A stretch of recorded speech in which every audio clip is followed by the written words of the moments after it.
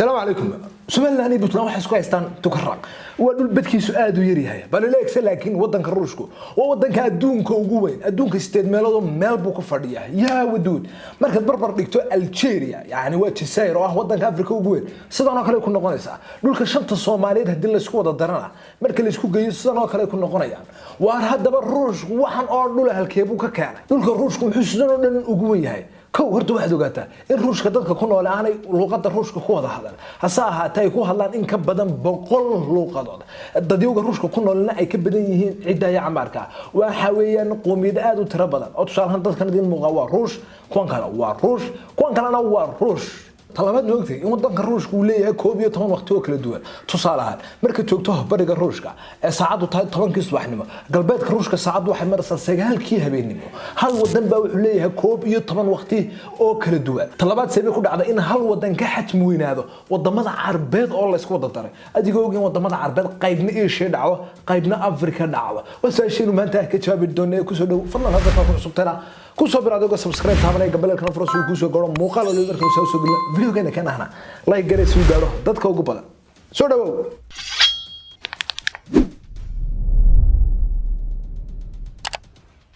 الدنيا أنا نكون والله ودمنا ذا كوي علوي كان حتمي يبدد وين يهين تصالحان ودك بحرين لهذا ودك كوي له قارد شوطن عربية عاصمة سوا منامة بدك يسوي حودين تطبق بقول يسين اللي 1 كيلومتر أو سكوريجا aad buu yar yahay runtii tusalahan xataa wuxuu ka yeeriyahay magaalooyinka qaar magaalada Qaahire caasimada wadanka Masar badkeedu waxa uu dhan yahay 3000 oo kiiloomitir oo isku wareeg ah taas waxa ka dhigantay in wadanka Bahrain badkiisu aad u yar yahay bal hadda aynu eegno wadan badkiisu dhexdhexaad yahay tusalahan wadanka Urdun waxa badkiisu dhan yahay 90000 oo kiiloomitir oo isku wareeg ah marka average-ka la eego wadamada badadkooda Urdun waxa ka dhigantay waa wadan xajmigiisu dhexdhexaad yahay bal aynu qabanno wadamada adduunka ugu badka weyn leh mid kamid ah Algeria wadanka Afrika ugu baaxadda weyn leh badkiisuna waxa uu leeyahay 2,500,000 oo kiiloomitir oo isku wareeg ah kanina waa badka Canada waa wadanka labaad adduunka ugu badka weyn leh waxa badkiisu leeyahay 9,900,000 oo kiiloomitir oo isku wareeg ah haddana in barbar dhigno badka wadanka Ruushka wuxuu leeyahay 7,200,000 oo kiiloomitir oo isku wareeg ah بسم الله الرحمن الرحيم وروينا ودنك مصر oo wadanka Carbeed waxa weeyaan ugu dadka badan leh waxa uu Ruushku ku laabmaya badkiisu 17 jeer ma malaysan kartaa atakala ma ogtay in Ruushku ku fadhiyo 8 meelood meel dhulkan ay ku noolahay gabi ahaantiisa faa'iido kale aan kugu daray ma ogtay in cilmiga dhaxalka hadii gabadh ninkeedu dhinto gabadhaasi ma ogtay in qaadanayso 8 meelood meel hadii ninkaas ubad uu lahaa wadkaas iyadoo haw dhasho ama gabadh kala haw dhashay hadii ninkaas u badbak tagay gabadha uu qabay ee uu ka dhintay wax qaadanaysa 8 meelood meel haduu hal xaas ka tagay ama laba ama saddex waxay shuraaka ku yihiin ama ay qaadanayaan 8 meelood meel Ruushku ma dhaxal buu helay 8 meelood meel iimaanka alle ka qaad butin markaas waliba Ukraine ku leeyahay dhul kala ay siiya war waxaan halkeed kala geynaysa marka badka Ruushku inta yahay ka Canada inta yahay Canada waa wadanka labaad adduunka ugu badka weyn leh waxa ka dhigantaa in Ruushku kuma laabmayaba Ruushka qayb kamid waxa dhacda qaaradda Yurub iyadoo waxa weeyaan dhan uu kala leeyahay wadanka Ukraine xagga hoose markaad soo socotana waxa xad kala leeyahay wadanka Turkiga oo badda madooba u dhaxaysa haddaad u socoto dhanka bari waxaad arkaysaa in wadanka Ruushku xad leeyahay wadamada China iyo Kuuriyada waqooyi haddaad waliba bari u sii kacdo waxaad arkaysaa in Ruushku xad leeyahay wadanka Mareykanka waliga ma ku fikirtay in Mareykanka iyo Ruushka xadka u dhaxaya kaliya tuu yahay 3.5 kiiloomitir oo kaliya Ruushku marka waxa dogataa wadan aad u weyn isla laakiin isweydiisay bal sababtu sidan ugu weynaaday moogtay wadanka Ruushku waa wadan aad u kooban dadka Ruushka hina ay ku noolaan badka aad u kooban iyagoo siiro habbi iskaga degara asaahata dib haystay aad weyn dhibta haystay wuxuu ahaa dhulka ku hareeraysan oo dhan waxa uu ahaa yaani dhulka aad u jeedaan egvinka ku calaamadsan dhul iska caawistay ban aan buur iyo webitoona lahayn cadawga iyo waxa weeyaan colka soo maaga ee ku soo duulaana si yaro fudud ku soo gaari karay hatta hadii ciidankaagu yihiin kumanaan kun sidoo kale aad fardo iyo waxa weeyaan sanad ciidan aad u tiro badan si yaro fudud bad ku soo gaari karay dhulkii Ruushku deganayeen dabcan waa sidii sameeyeen ciidamadii Mongolians ama Tatarko kaliya ta Mongolians ku kumay duulin Baghdad kuma aanay lahayn 1 milyan oo qof sidoo kale waxay ku duuleen dhulkii ay deganayeen dadka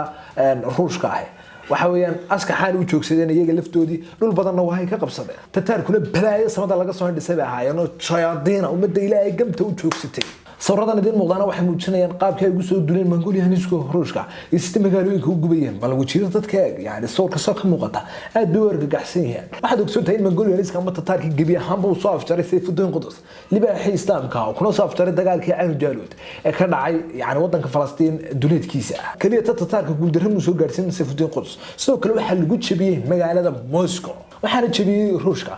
markay jabiyay Mongolianiska ama Tatarki waxa dhacday war balaayay idin ku dhacday oo arday halkeena si fadhan cid walba way lagu soo duulaysaa inagu aan isbalaadhino aynan wax weeyaan xuduud ka dhigano meel aan desan dhulkan nagu hareereysanahayn oo aan sanayn ee balbuur ama webi aan dhabarka saaro inta la nagu soo socdaan halka ku gaashaamano sidradeen way isbalaadeen ilaa ay soo gaareen dhulkan buuraleyda halkan bay yiraahdeen aan wax weeyaan xad ka dhigan oo aan halkan kaga gaashaamana cadawgeena soo weeraray laakiin dibta jirta maad garanaysaa buurahan hoostoodu waa dhul siban sadradeen halku wuxuu noqday inay haddana si balaadiyaan oo u dhaqaaqaan dhanka iyo bariga way socdeen ilaa ay gaareen Siberia dhigay ahaan waa dhul barafley ah dadyoga ku nool aad bay u koobayeen sidoo kale dadyoga ku nool wax iska caabino kalama horeyman ciidamadii Ruushka ee waxa weeyaan dhulkooda gooshiyay dhexmarayay waxaan dogsanahay haddii dhulku baraf leeyahay cimiladuna aad u qabowdahay in dhulka ay ku nool yihiin xayawaano leh dhogor ama suuf aad u tiro badan waqtigaana ganacsiga suuf waxa uu ahaa mid aad u heer sareeya halkaas tanis baan noqotay oo Ruushku waxay u gaarsin jireen xayawaanadaas iyagoo kala bixi jiray haragooda iibin jireen waxna laga sameyn jiray koodhar waxa weeyaan waxyaabo dhaxanta la iska celiyo oo noocan oo kale ah aadna runtii dhaqaale wanaagsan bay uga sameeyeen sadradeen waaba ku baraadhan horay uga sii socdeen iyagoo u sii kacay dhanka iyo bariga way socdeen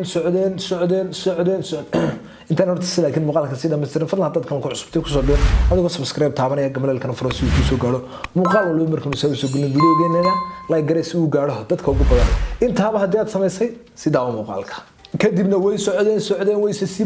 balxay kale ma idin leeyahay Ruushku ay ka badbadiyay habta dibri baa leedahay rabtuma wala deera garaacay laakiin day ka daayay adduunyada war qabsateen ummadan kala bal meel ay ku noolaato uga taga salli calay way sidee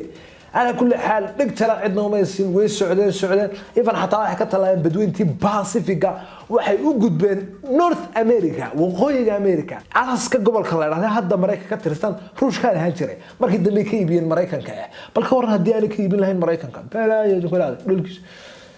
markaas waliba haddana dhulka doonaya Ukraine bay leeyihiin Ukraine ay doonaysaa inay dagaalka idinka dinaha afar gobol oo gobolada Ukraine kamid ah doonayaan inay qaataan war waxaan halkay kala geynayaan intii Ruushku ku jiray isbalaadintiisa kolba waxa uu tagay qabiilada iyo qoomiyadihii waxa weeyaan gobolada kale ay ku tuulayeen kadib waxay ku dhanayeen waxaan la raahdaa Ruush dhulka inta la gbano haysanaa nagu soo beera inta badan dadku iyo qoomiyadu waxay oranayeen ida ka mid baan haysaasaan ku aqbalay hasa ahaatee dadyoga kala hor yimaada iska cabin ama ka hortaga gabi ahaan Ruushku waxa uu ka tirtirayay khariirada hadaynu maab ku cabirno kala duwanaanshaha dadka ku nool wadanka Ruushku oo sida tan oo kale dawladda Ruushku waa dawlad federaal waxay ka kooban tahay 85 gobol sidoo kale waxa ku yaala 22 jumhuuriyadood oo ismaamul gooni ah iyagu iska leh haday noqoto wasiiradooda haday noqoto yaani manhajka waxbarashadooda haday noqoto luqadooda gaarka haday noqoto dastuurkooda gaarka kaliya waxa Ruushka wadaagaan waa siyaasadda arrimaha dibadda waxaan oran karnaa waa 22 dawladood oo isku hal dawlad ah siyaasadda Ruushka ku aadaneed in cid ka hor timaada ay gabi ahaan bakhrada ka tirtiraan oo ay baabiyaan ismaysan bedelin oo waqti xaadirkan tusaalahan laba tusaalahan bixinay Saakha gobolka la yiraahdo ama Yaqutia oo gobol aad u weyn badkiisu waxa uu leeyahay 3.5 milyan oo kiiloomitir isku wareeg ah gobolkaas kaliya taxta waxa uu ka yahay wadanka Afrika ugu weyn oo Algeria waxa weeyaan gobolkan waxa caasimadiisa la yiraahdo Yakutsk waxa ku hadlaan luqadooda Yaquutiyiinta waxa weeyaan manhajkooda tacliimeed gaarka ah bay leeyihiin sidoo kale waxay leeyihiin dhaqan iyo hiddo gaar ah gabi ahaanba dadka oo ma ka Ruushka caadiga naqaano Vladimir Putin ismaba shabahaanba indheer bad labada mooda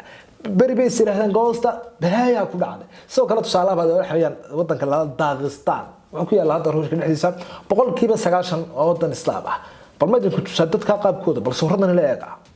بلنتين لبا تصالحات لكن كسلحنا نسكا دره waa jamhuuriyadda Shiishaan waa gobol ama jamhuuriyad islaam ah oo xoog ku haysto Ruushka marba isku dayeen inay gabi ahaanba ka farabaxaan Ruushka oo ay gooni goostaan waxooda hasa ahaatee balaaya ka raacday Ruushku waxa uu la dagaalamay sidii dawlad weyn gamta ayuu joogsaday nooc walba uu galay waxa uu ku sameeyay xasuuq bismillah ummadii islaamka ahayd waa googooy mujaahidiintii balaayaa ku dhacday waxa weeyaan gamtuu joogsaday iyagii qoysaskooda qaasna waxa tusaalayaal ka bixinay dawladda diidan amaba qabaa'il amaba waxa weeyaan qowmiyad diidan in ruushka midowgiisan ka sii mid ahaadaan laakiin markay ay sanadan goosta u balaaya ku dhigay talabaad waxa ogsoontay inuu jiri jiray midow la oran jiray midowgii Soviet oo intan ka sii balaadna wareerna dadkan maxalkii dhul waxaan dhul kala geeyay hambaliyo maanta marka waxaad baratay sababta ruushku yahay wadankan aad ka weyn sababtan waxa ahayd markii ay Mongolians ama Tatarku ay ku soo duuleen kadibna ay ruushku kolkii dambe ka adkaadeen kadibna ay si balaadiyeen ilaa markii dambe ay qabsadeen adduunyadan ay ku noolahay kala boroban ma sha Allah ya muuqaalkeenu intaas ayuu ku yahay muuqaal runtii tacab iyo dadaal aad u tiro badan galiyay buha